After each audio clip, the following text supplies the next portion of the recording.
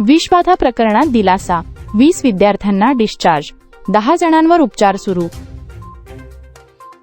समाज कल्याण विभागाच्या अनुसूचित जाती व नवबौद्ध मुलांच्या शासकीय निवासी शाळा वसतिगृहातील विषबाधा प्रकरणातील 20 विद्यार्थ्यांची प्रकृती सुधारल्याने त्यांना रुग्णालयातून डिस्चार्ज देण्यात आला आहे.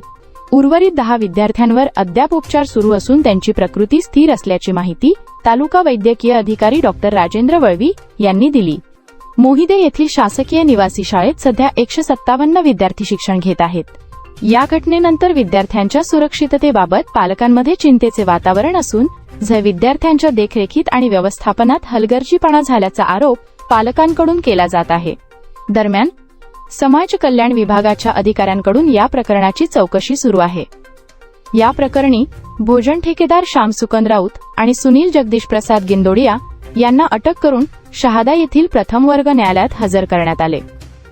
दोन्ही बाजूंचा युक्तिवाद ऐकल्यानंतर प्रथम वर्ग न्यायदंडाधिकारी के.जे. पटेल यांनी दोघांनाही जामीन मंजूर केला.